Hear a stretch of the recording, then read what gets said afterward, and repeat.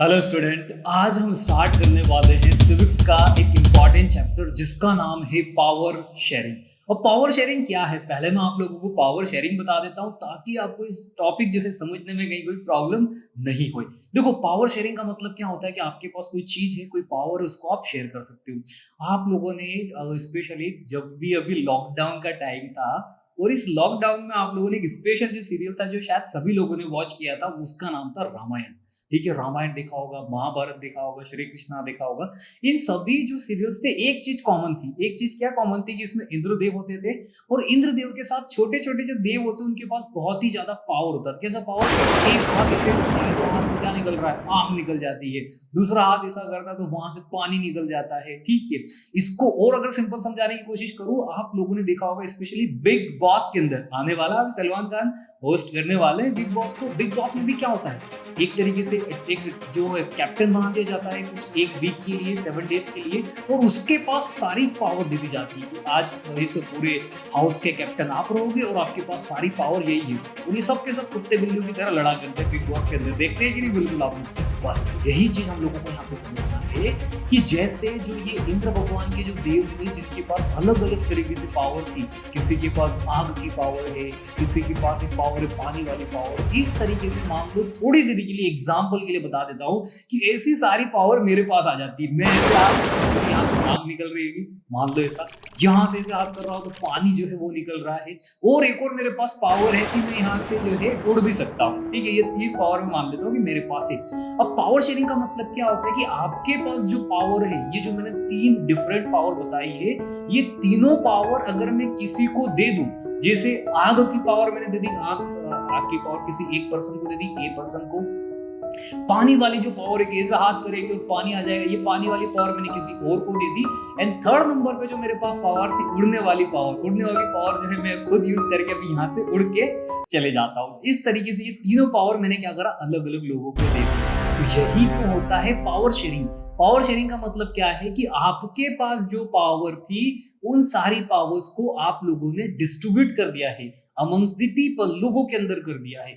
इसी तरीके से अगर आप लोगों ने देखा था डेमोक्रेसी के अंदर, आप लोगों को याद हो, देखो डेमोक्रेसी हम लोगों ने शायद बहुत बार इसका नाम सुना है। एक बार फिर समझा देता हूं थोड़ा सा, ताकि ये टॉपिक समझने में कहीं दिक्कत ना आ जाए। डेमोक्रेसी का मतलब क्या होता है? Democracy is a form of government, एक गवर्नमेंट चलाने का एक तरीका है। जैसे फॉर एग्जाम्पल आप लोगों ने देखा होगा, किचन का एग्जाम्पल देता हूँ, सिंपल सा है।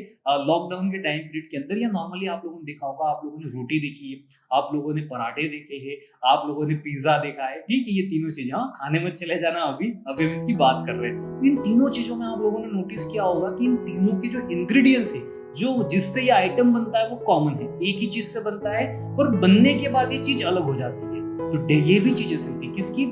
डेमोक्रेसी हो या फिर डिक्टेटरशिप हो या फिर वो शायद मोनार्की सिस्टम। मतलब इसके अंदर इंग्रेडिएंट्स है, इंग्रेडिएंट्स मतलब पीपल्स जो है देश के लोग होंगे और उन पर रूल करने वाला होगा, लेकिन इनके बनाने का तरीका, ये जो चीज बनती है, स्पेशली डेमोक्रेसी अलग तरीके से रूल किया जाता है, डिक्टेटरशिप में अलग तरीके से रूल करते हैं, और मोनार्की में जो है वो अलग तरीके से राजा रूल करता है। इस तरीके से 3 डिफरेंट फॉर्म्स हो जाते हैं रूल करने का तरीका। उसी में से एक तरीका है जिसका नाम होता है डेमोक्रेसी।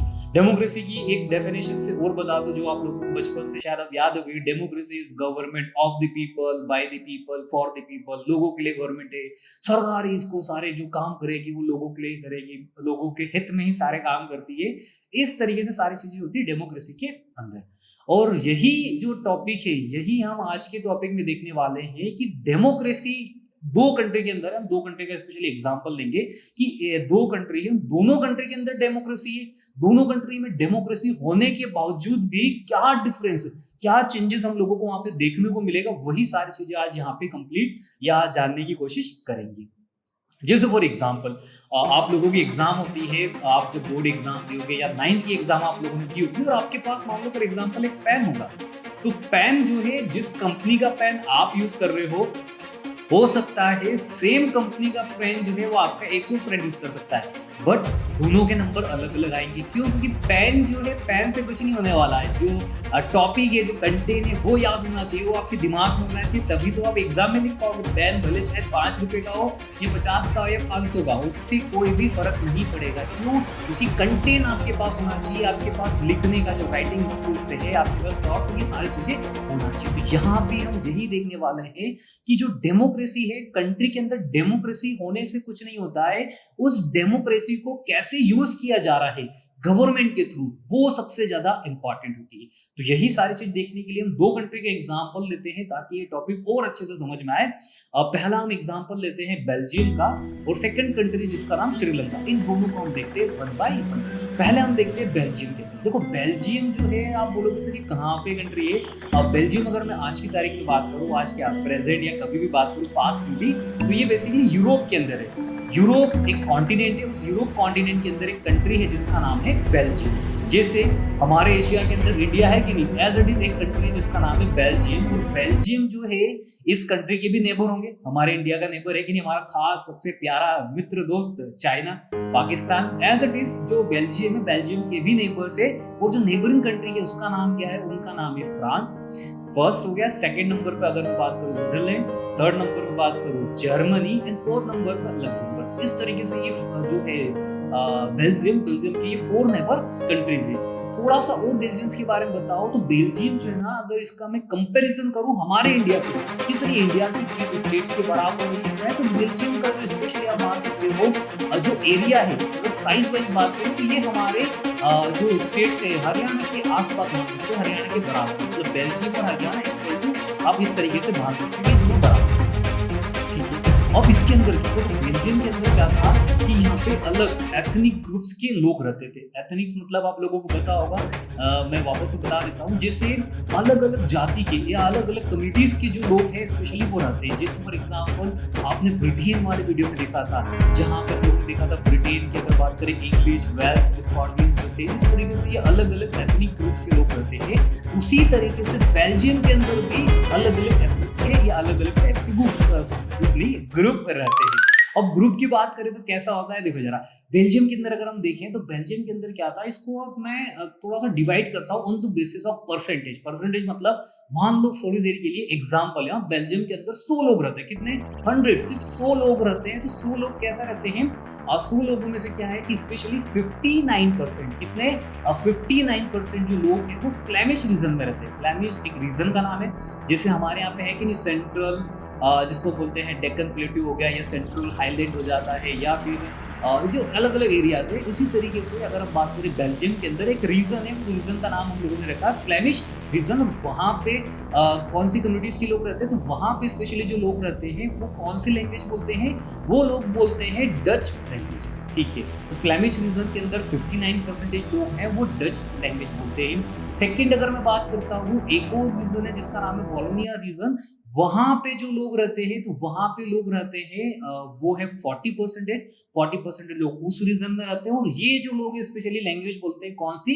फ्रेंच लैंग्वेज बोलते हैं। अब आप इसको टोटल करो जरा, तो 59 + 40 कितना हो गया? 99। ठीक है, 1% अभी भी रिमेनिंग है। तो ये जो 1% लोग हैं ये है जर्मन स्पीकिंग। तो कुल मिला के हम लोगों को एक चीज समझ में आई है सर, वो ये समझ में आई है कि बेल्जियम के अंदर 3 अलग अलग तरीके की भाषा बोली जाती है। जैसे अगर हमारे इंडिया की बात करें तो मराठी होगी महाराष्ट्र में, गुजराती होगी गुजरात में, हिंदी होगी मध्य प्रदेश, उत्तर प्रदेश, बहुत सारी जगहों में, पंजाबी होगी पंजाब में, केरल के अंदर अलग लैंग्वेज होगी, तमिलनाडु की बात करें तो तमिल होगी, आंध्र प्रदेश में तेलुगु होगी, हमारे तो बहुत सारी लैंग्वेज है। ठीक है, लेकिन बेल्जियम की अगर बात करें तो बेल्जियम के अंदर बेसिकली 3 अलग अलग लैंग्वेज बोली जा रही है। एक लैंग्वेज है जिसका नाम है फ्रेंच, सेकंड लैंग्वेज जिसका नाम है डच, और थर्ड नंबर पे जर्मनी। ठीक है, सबसे ज्यादा कौन सी लैंग्वेज बोली जाती है? तो सबसे ज्यादा लैंग्वेज बोली जाती है जिसका नाम है डच। डच बोलने वाले कितने लोग हैं? 59% लोग जो है वो डच बोल सकते हैं। सेकंड नंबर पर अगर मैं बात करता हूँ फ्रांस या फ्रेंच बोलने वाले कितने लोग? तो फ्रेंच बोलने वाले लोग 40% और 1% जो रिमेनिंग रहता है ये लोग क्या बोलते हैं? जर्मन। ये चीज तो हम लोगों को समझ में आ गई कि यहाँ पे किस तरीके से लैंग्वेज जो है बोली जाती है। लेकिन इससे बड़ी एक और प्रॉब्लम क्या होती है, जो बेल्जियम की कैपिटल है, जैसे हमारे देश की कैपिटल क्या है? नई दिल्ली है, न्यू दिल्ली के नाम से हम जानते हैं। इसी तरीके से जो बेल्जियम की कैपिटल है, बेल्जियम की कैपिटल जिसका नाम है ब्रुसेल, यहाँ पे क्या है, यहाँ पे थोड़ा सा सिचुएशन या जो सिनारियो है ये डिफरेंट है। यहाँ पे क्या होता है कि यहाँ पे जो फ्रांस या जो फ्रेंच बोलने वाले ना, तो 80% मतलब 80% लोग क्या बोलते हैं, फ्रांस या फ्रेंच बोलते हैं, और 20% लोग जो है वो बोलते हैं स्पेशली डच लैंग्वेज।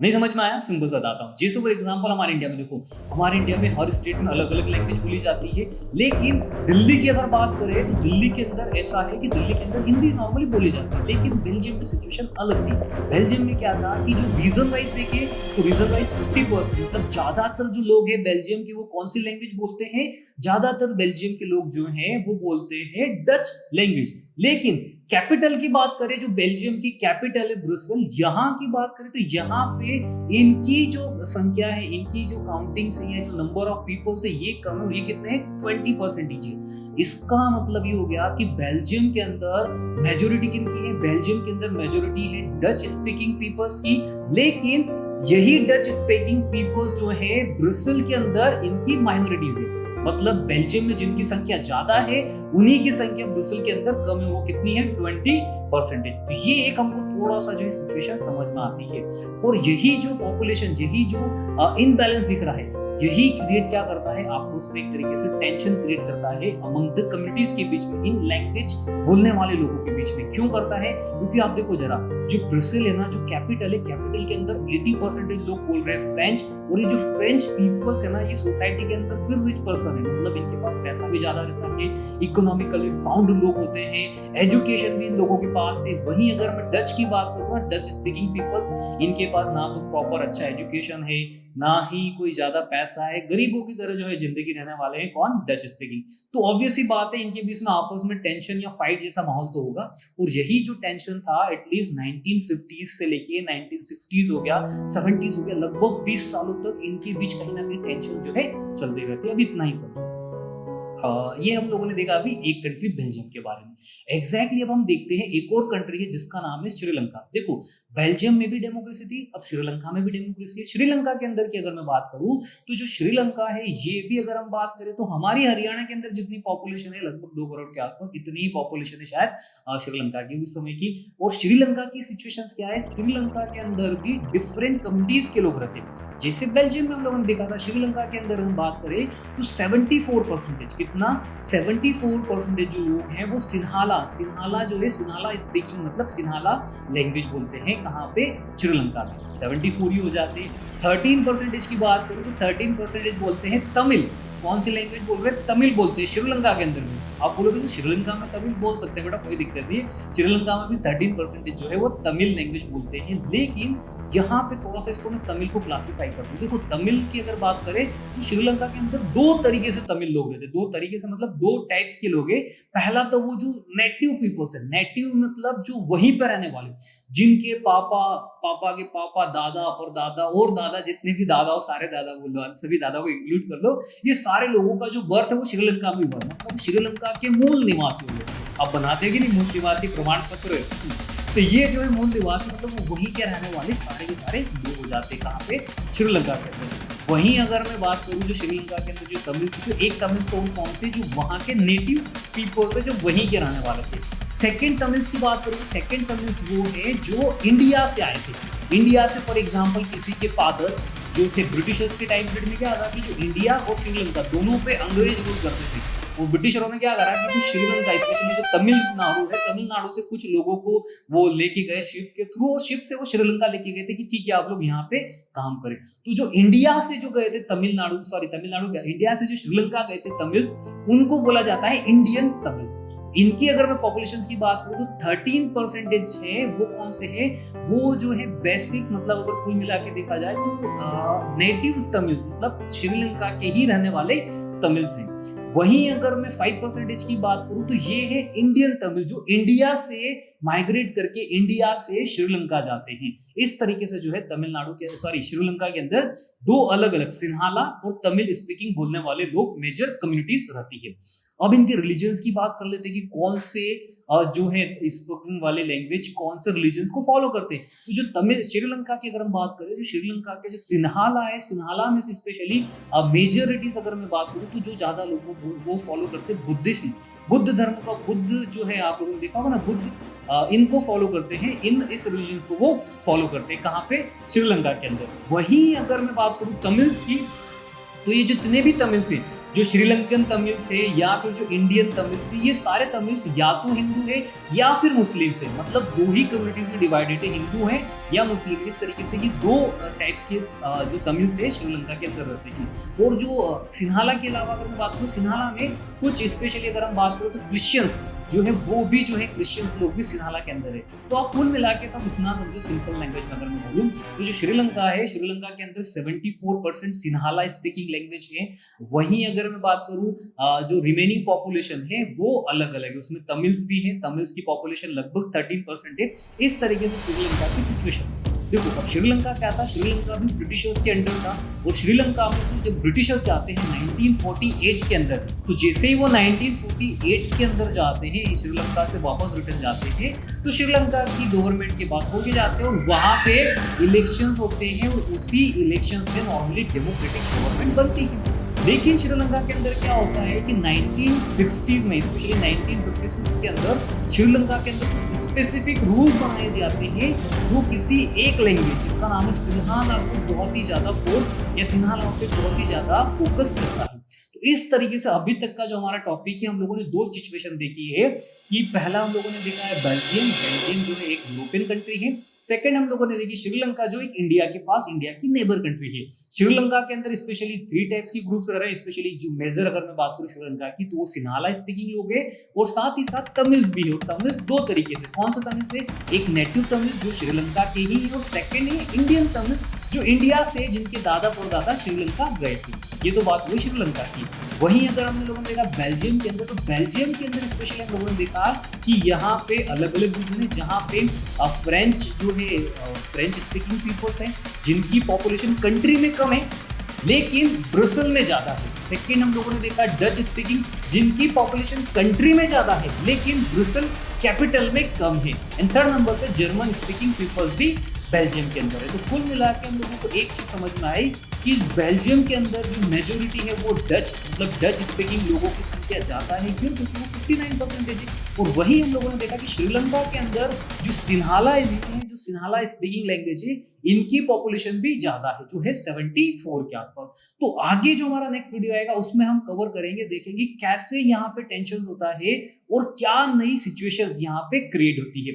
उम्मीद करता हूँ कि ये जो वीडियो है आप लोगों को पसंद आया होगा। इस वीडियो से रिलेटेड जितने भी क्वेश्चंस एग्जाम में पूछे जा सकते हैं वो सारे के सारे क्वेश्चंस इस वीडियो के बाद में आपको मिलेंगे।